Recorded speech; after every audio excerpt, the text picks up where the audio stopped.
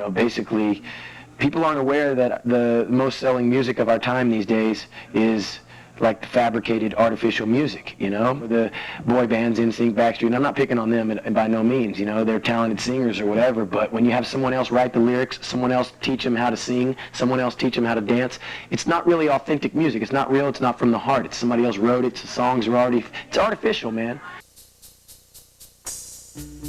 Vanilla Ice came out in the early 90s, that character with the real bubblegum hip-hop sound to it, and so his first album, To the Extreme, I know that broke all kinds of sales records at the time for what it was, and even ended up surpassing, you know, what many thought to be like the dominant character in the field at the time. MC Hammer surpassed him in record sales and, you know, climbed to #1, and sure, you know, he had a few years of success there, and then it all came down to, fickle as the public is, he fell from popularity and just kind of faded into obscurity.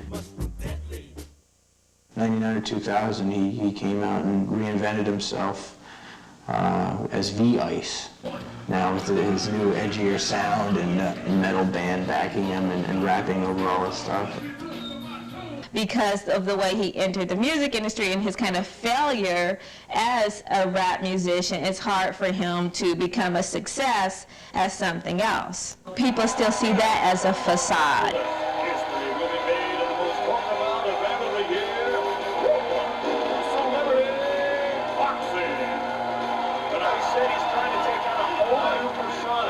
He's one of those guys that'll always be there, whether it's celebrity boxing. He knew what it was, and he did it on purpose, and just sort of took the I don't care approach to it, like, you know, I'll do what I want sort of thing, which I think is what he has to exude, regardless of what he feels, just put the nail in the coffin of his new hardcore image. Ladies and gentlemen, a.k.a. Vanilla Ice Rock,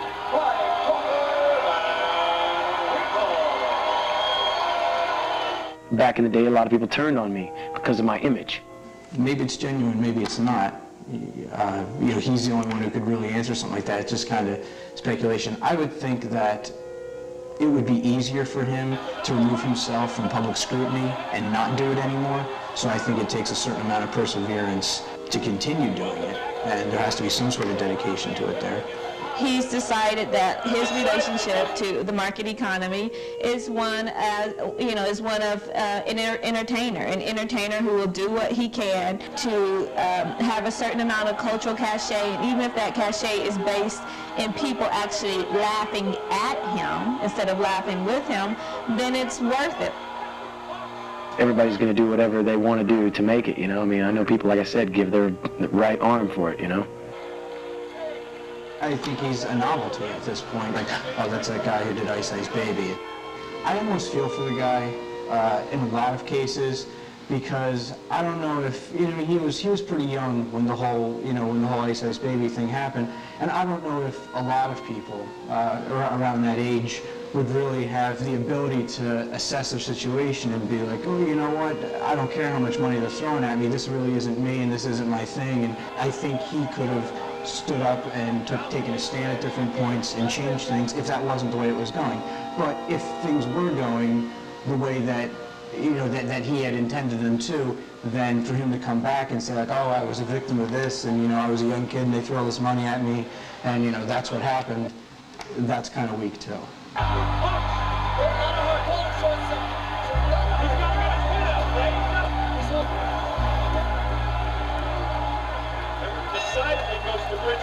Absolutely.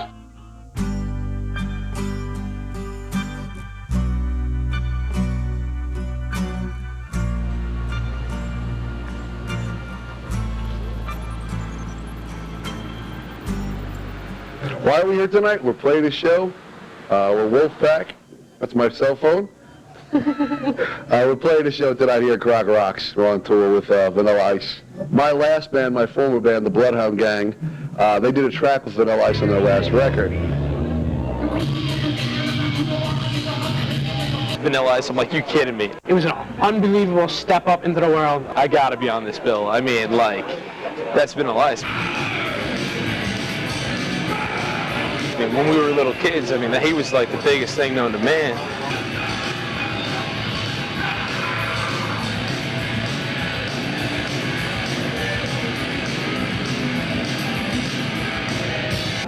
John Muro, lead singer for Indecent X. How you doing? My name is Alan Jameson. Basically, we're a band from Jersey that came out here to rock with the Ice. I know that I don't look like it right now, but I'm a professor of sociology. Vanilla came out years and years ago. And the thing is, it's just like Seth had said, he's out again, and I'm like, wow, you know, like, what is he going to do?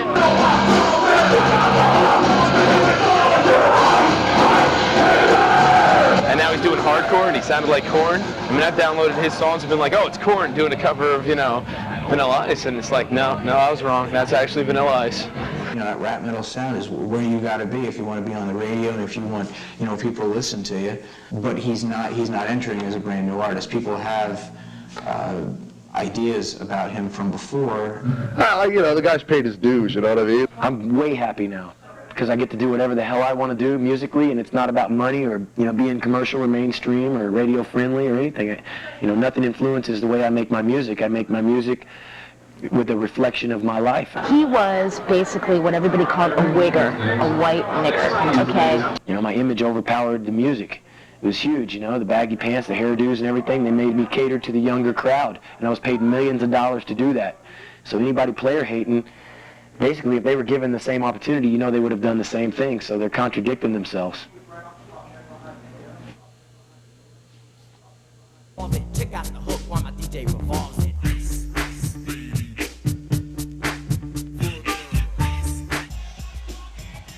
You have to think about him kind of within the history of American popular culture and the popularity of having white men perform blackness, and he's just another example of that, you know, and that part of his popularity was based on kind of the novelty of having him, you know, have a high fade flat top and all these kind of, you know, visual markers of blackness on this, you know, kind of lanky white man who I think most people would consider his talents mediocre at best, you know? Let's say somebody was black, tried to do a Sex Pistols cover, okay? They would get the same shit. I really, really admire him. He has guts and he has balls. And everybody made fun of him, including me. And you know what? I feel bad about that. I'm a product of the industry, without a doubt. At what point do you stop using that as a scapegoat? Like, what is he now? You know? You know what I'm saying? It's just another product. You know, Janis Joplin days, that's real music. Beatles, Elvis, Jimi Hendrix, to recently Kurt Cobain, Nirvana, you know, all this is all real, authentic, real music. It's what music should be about. So he's using the language of authenticity to talk about how he was done wrong by the music industry. So that is one of his strategies. Another strategy that he's using to kind of rebuild his career as quote, an authentic musician is playing up class-based racial politics. Now he's into punk, you know, and he's changed his fashion. He is much more based in kind of a West Coast kind of gritty punk scene than, you know, kind of urban hip-hop culture.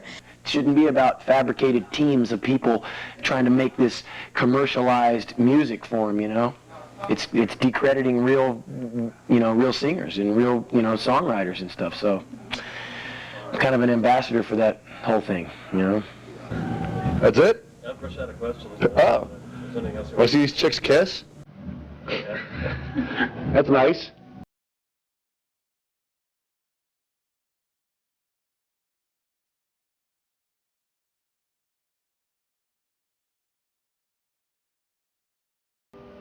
I play for Vanilla Ice. When I first got this gig, people were like, is he even still playing and all this kind of stuff? But there was people that weren't familiar with the record, you know, that he, like, I was familiar because just being in Dallas and knowing the scene and being really tied up in heavy music. But I mean, and you know, when Hard to Swallow came out, I was looking at it, I was like, holy Jesus, you know, he's got Shannon Larkin, who's like one of my biggest influences. And Sonny Mail from Snot, you had Casey Chaos from Amen on the record. Ross Robinson produced it, who, you know, worked with everybody from Limp Bizkit to Deftones to, you know, Korn, you name it. When people like really take a look at what he was doing after the whole To the Extreme thing, a lot of people start going, oh wow, and then they hear it and then they're like blown away. You know, they're like, oh, I can't believe that's Vanilla Ice. This is precaution. Somebody off stage, like to have them have this part. Just as precaution. Okay. Okay. I'll run that now.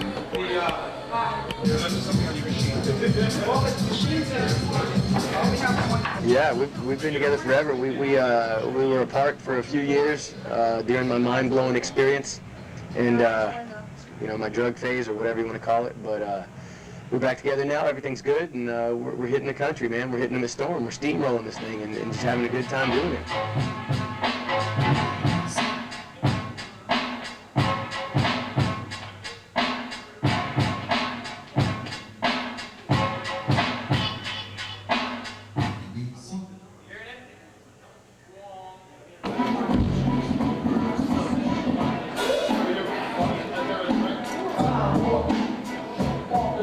Yeah, there's compromises. Compromises selling lots of records and compromising, you know, going mainstream and pop. But that's what I choose to do, you know. It's not like he could go back to the, you know, flat top and shaved eyebrows and sort of like just be that guy again and just like, you know, hey, I'm back, everybody. Like, you know, that wouldn't work. I could go make some pop music right now. What are you talking about? I have to. I don't have to do anything. I can do anything I want. There's no rules to this game. I can have as many fishing poles in the water as I want. I can go make pop music. I can make hardcore music. I can make fucking any kind of music I prefer. That's the thing, is that I'm in control of this shit now, not someone else. I'm not a puppet on the end of a string. I've cut the strings. So basically what you're seeing is the real me. I got some shit. It's all about an evolution. Don't get stuck in the past. That was then. This is now. People change. People grow. Thank you again for coming out. But the difference is the new you is better than the old you. Exactly.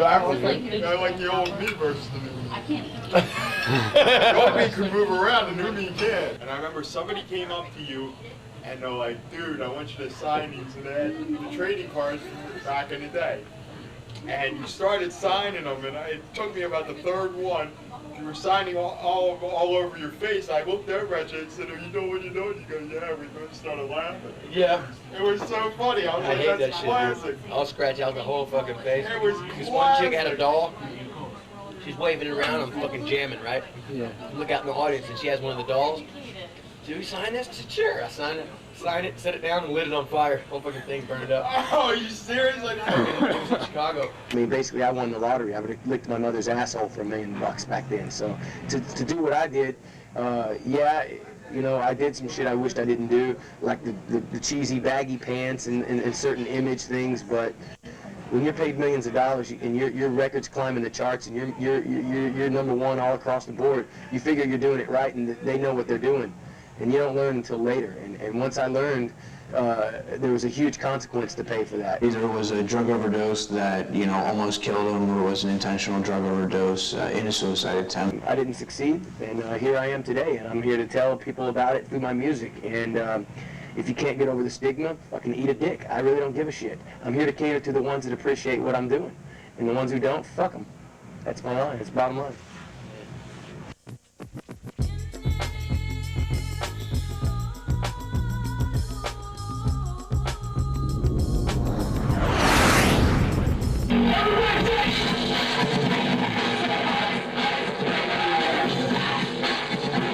Hong Kong was dope, man. We had a great time. It was a sold out show, just awesome time, man. Great light show, great sound. It was really cool, man. The attention we got over there was great, and the kids, you could tell that they're just starved for anything, you know, kind of American.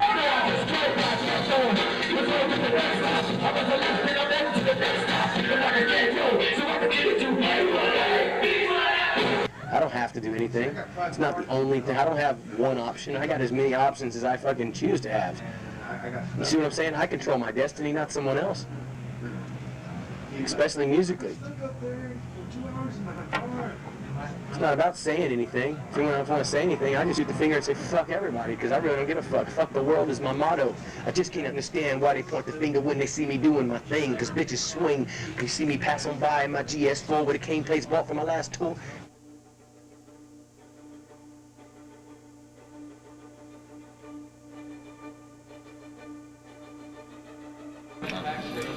This is for the trunk. Yeah, sure. Make sure you lock it by. You know, you got some hip hop too, right? What up, Chris? Hey, hey, hey, hey.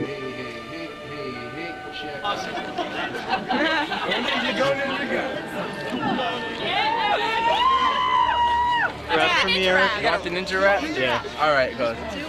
Yo, it's the Green Machine, gonna rock the town without being seen. Have you ever seen a turtle get down? Slamming the jam to the new swing sound. Ninja, rap.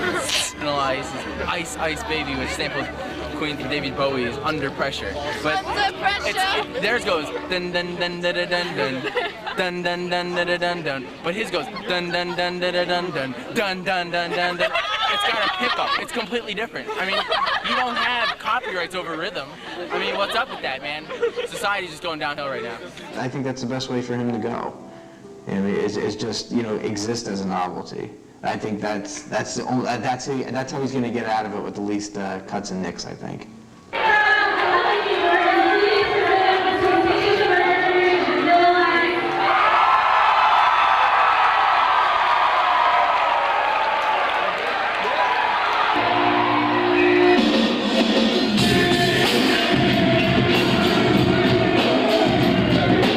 Basically, bottom line is we are who we are because of who we were.